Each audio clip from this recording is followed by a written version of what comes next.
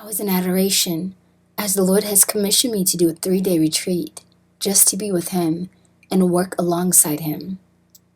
During my time of adoration, He played the song from the soundtrack of The Passion of Christ, the Olive Garden night sky, when He was in Gethsemane. The picture said it all, as Jesus looked so sad with the crown of thorns on. I began to ask Him what was on His heart, because Father Ezekiel had been suffering terribly for the past 2 days, and I knew the Lord's heart was hurting as well.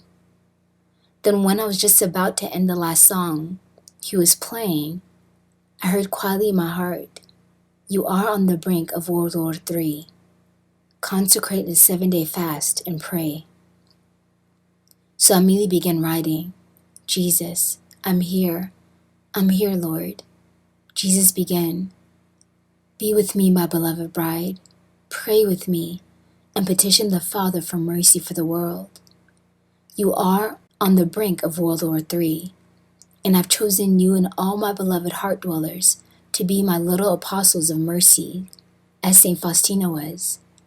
There's nothing more irresistible than a pure soul who comes before the Father, petitioning that His will be done on earth. This is not His will yet, beloved one.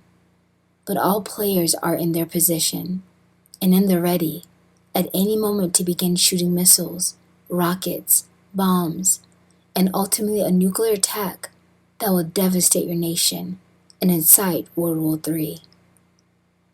My people have become lax and weary from battle. I understand, my brides. How do you think I feel? My heart is also war-torn from death, devastation, the wickedness of this world, and the evil one and his servants. But my brides, you hold my authority.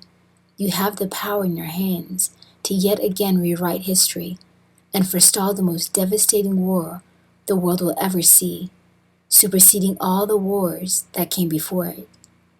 There's nothing glorious about war, but tremendous tragedy, suffering, loss, and demoralization. Please pray, my beloved brides. Consecrate a 7-day fast to petition the Father for mercy. Offer everything you can, the smallest to the greatest sacrifice you can give me. I am grateful for it all. And be with me in the garden, interceding, praying and believing, and calling forth my mercy to yet again forestall the horror that awaits mankind until the appointed time." Just then I looked up as I focused on the painting in my room, done by one of our sisters, of Blessed Mother weeping, holding Jesus in her belly, who is in the womb, that looked like the world. My mother weeps for the little ones, those who will become orphans in an instant. Children raising children because their parents will be lost in the war, lost in the fight. That is where you're headed, my brides. This will not just affect America, but the whole world. So please heed my warning seriously and pray, pray, pray like you have never done before. Pray for hardened hearts to be softened, their sleepers to wake up, especially my church, so they too can be privy to what is truly going on and come alongside you in prayer. The devastation will be tremendous, touching every citizen from the poor to the rich, as the Antichrist Obama will then avail himself to rise up as a victor in all of this, to end things and commence their long-awaited liberation of all things wicked and evil, the tribulation. It will be hell on earth quite literally, my beloved ones. I need your prayers and sacrifice. The world needs your prayers and sacrifice. The unbelieving and lost need your prayers and sacrifice. Stand with me, my brides. Do not let me down. I'm counting on you. I know you've been weary from this battle. And here, guys, Jesus was reading my thoughts at that moment, because I don't know about you, but I have with everything and concerning our nation, wondering when things would change, if our prayers have done anything at all, as I apologize to Jesus in my heart for hurting him with my unbelief.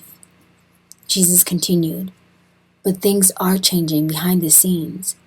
I have been slowly turning the tide, and that is the very reason they are escalating things and rather pushing feverishly to begin this war, because they know their time is short. But just as I told the Pharisees who wanted to take my life, their hour had not yet come. And I say the same to them. Their hour has not yet come. The reign of darkness is appointed for another time, very soon.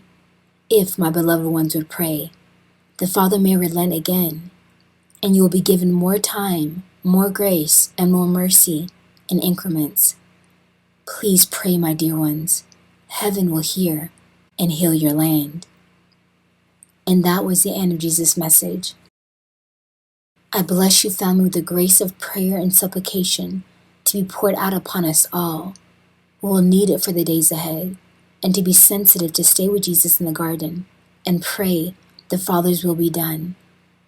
And for the sake of his sorrowful passion, that he would have mercy upon the whole world.